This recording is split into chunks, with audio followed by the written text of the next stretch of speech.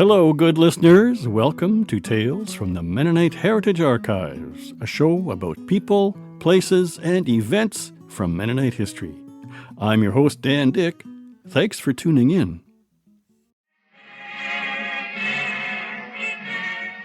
Good evening, ladies and gentlemen. This is the opening night of broadcast for radio station CFAM, Canada's newest radio station, with studios and transmitter located at Altona, Manitoba.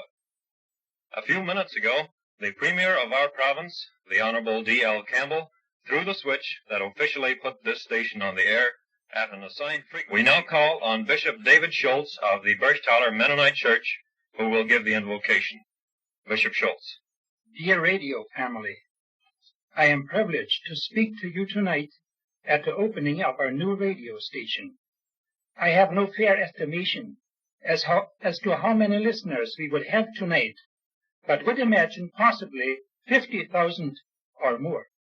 I greet you all welcome and may extend to you God's blessings. What you just heard is a clip from the opening ceremonies and the very first radio broadcast of CFAM radio in Altona, Manitoba on March 13th, 1957. It comes from the archives of Golden West Radio. Golden West has been in business now for 66 years. In this episode, I'm privileged with the rare opportunity to speak with Elmer Hildebrand, longtime CEO of Golden West Radio, which also broadcasts this program. Elmer has been with the network since its beginning and has overseen its growth that now sees stations in 3 provinces. I spoke with him in October 2025. Here's part 1 of our conversation, which has been edited for length. Welcome to Tales, Elmer. Thanks. I want to hear from you about so many things, about your long and steady guiding hand at Golden West, its story of growth, how radio has changed over the years, and much more. But first, let's get something important out of the way. You played hockey and managed the Altona Maroons and were league president. Are you still involved in hockey? Not in that way, no. I did play and I did manage, and I was commissioner of the Southeastern Manitoba Hockey League for about 30 years. But that ended in the last century. So now I'm thankfully just a participant in watching. So you're still a fan and still go to keep track of the teams and the scores? For sure. And then I'm a fan of the Jets as well. And so I want to help our audience get to know where Elmer came from and what shaped you. Who are your parents? Where did you grow up? And what occupied your days before you started in radio? Well, I grew up on a small farm just south of Altona, between Altona and Gretna, and my parents operated that farm since the Depression era. And when I finished school, one of the things I knew that I didn't want to be a farmer because that was a little monotonous, driving up and down field back and forth and just watching the soil turn, whatever, and so it wasn't my thing. And so when I graduated from high school, I had no idea what I was going to do, but I wasn't going to be farming. What is your earliest memory of listening to radio? Well, growing up on a farm, we didn't have any radios other than crystal sets before 1948. In 1948, we got hydro, and we also got a radio at that point, and so I listened to radio ever since. And then from 1948 on, I was, every Saturday night I would listen to Hockey Night in Canada and ended up to being a Toronto Maple Leaf fan. So when I got my first transistor radio as a kid, I learned that on a clear night I could pull in radio stations from as far away as Chicago and even Seattle. Listening to that outside world in 1970 was a revelation to young me. What got you interested in radio as a communication medium? As I said, when I graduated from high school, I had no idea what I was going to do. So, but that winter, I had been working on construction that summer and playing hockey. In that winter, they were building a small radio station in Altona, which was the brainchild of A.J. Thiessen, who was the former owner of Thiessen Bus Lines and Grey Goose and all of those things. In any case, they had got a license to open a radio station. In those days, you had to apply to the CBC for the license, and So there was a license granted to a small radio station in Altona, and they were looking for people. And so I applied to be a salesperson, but the folks at the time didn't think that I would be able to do that. They asked if I would like to be a continuity writer. I had no idea what continuity was, but your writing was easy for me, and I said sure. So I started in 1957 writing radio commercials. Continuity writer, that term is new to me as well. Right, but that's the name that he used for writing commercials in those days, and which is what I did. Then initially the radio station went on the air, and they had a lot of advertising on because it was sold on the basis that this would revolutionize the retail industry in southern Manitoba, and stores would have to hire more staff just to look after all the customers that would come in the door, and that obviously didn't happen. So after a month or two, half of the advertisers canceled, and then another couple of months, almost all of the other ones canceled. And so I was in the position where there were really no commercials to write. And so at that time, the manager of the day said, well, why don't you go see if you can sell something? So that's when I started selling radio ads, and I sold ads during the day and wrote commercials in the evening, and let it just take place.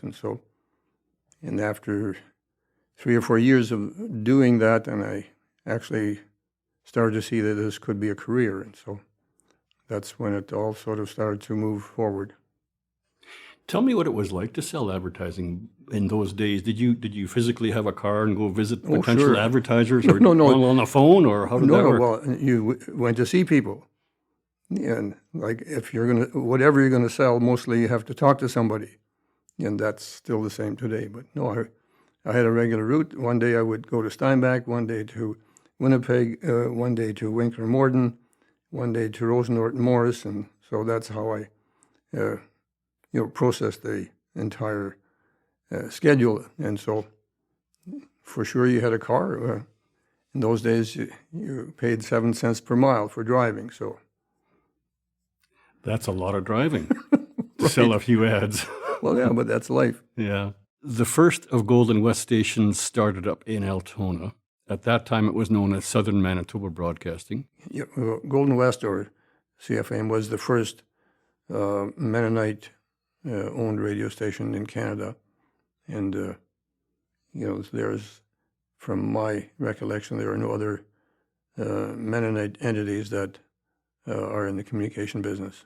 Do you know if that's still the case? I think so, yeah. You already alluded to this earlier, but there was more than one person behind it, I think, if I remember correctly from my research. There were some other people behind it as well. Well, the original idea, as I said, it was A.J. Thiessen's, and then there were we had a lot of individuals. We had teachers, ministers, business people. At one time, there were almost 50 shareholders in the company that were all part of the entity of Southern Manitoba Broadcasting. What are your first memories of walking through the doors of CFAM in Altona? What did it look like and feel like? And you already talked about your first job there, but just describe what it looked like and feel like. Was it a little building or an old converted house or something? No, it was a brand new building. A brand new building, okay. Yeah, and the first day I walked in, it wasn't finished yet, so I walked in on March the 4th, and so my first duty actually was to help lay the tiles so that we could get it done. And so I read in a history book on Golden West that no one thought to record the very first launch of CFAM in 1957, but that a fellow named J.J. Jansen of Winkler had made a recording on his home machine. The people that were operating the radio station had no experience in radio. This was all new, and there was so much excitement going on. I guess that nobody thought of actually recording it. But in those days, everything was sort of live too. I mean, it was, and the news was live, the commercials were live, and the music was on big LPs. Some even, had a larger footprint. But Jansen, it was Jansen Red and White. He had obviously a home tape recorder, and he recorded it. And later on, when I was selling him advertising, he said he had that, and so we got a copy of it. Jansen Red and White, so he owned the local the Red and White grocery store? Well, he was a grocer in Winkler, yes. In the 1970s, Golden West set up radio stations accessible to Mennonite communities in Paraguay, which seems to me quite a significant commitment. Are those stations still active? They are, yes. They are. Actually, the process in Paraguay came through the EMC Church in Steinbach. They had a mission outlet in the Paraguay, in the Chaco area, and we actually then arranged to set up a radio station in the Chaco, which is ZP30. What we did, we raised the money in southern Manitoba. We bought all of the broadcasting equipment in Canada and then shipped it out to the Chaco, and then sent our engineer there for a year, maybe even more, to establish the radio station and put it on the air. And initially, it was on the air only in the mornings and the evenings because they had to have all their power generated by diesel. But ultimately, it became a very important communication vehicle in Paraguay, simply because that way they could not only provide information to the colonies, but could also work in evangelizing some of the native tribes that were obviously there and still there today. But the radio station has been extremely useful to the Paraguayan community. Over the years, Golden West has seen quite a bit of growth, with some 40-ish radio stations across 3 provinces. What perks up your ears and makes you say Golden West has something to offer this or that community? Well, right from the start, our whole reason for being was to provide service to small communities that would not be otherwise served by radio stations, let's say in Winnipeg or Regina or Calgary, because the only interest the Winnipeg radio station had in southern Manitoba in those days was if there was a fire, a big accident, or some other story that might show some disruption in the churches. They didn't care. Other than that, there was nothing. So the whole reason for us being is to provide local service. And we have continued to do that to today. And if we weren't doing that, we would have gone out of business years ago. And Golden West has expanded into the whole line of internet portals as well for news and weather and sports and all kinds of other things too. Right. The portals are a really important part of our business. They've replaced the newspapers in most of the communities.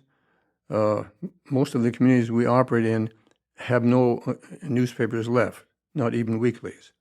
One of the exceptions is Steinbach. They still have a weekly newspaper, but that's getting thinner every day, and so it won't be long that that'll be gone too. So our community portals have basically become electronic newspapers. That concludes part 1 of my conversation with Elmer Hildebrand, CEO of Golden West Radio. To see photos related to this story or listen to this episode again, visit mharchives.ca. What are you taking away from this program?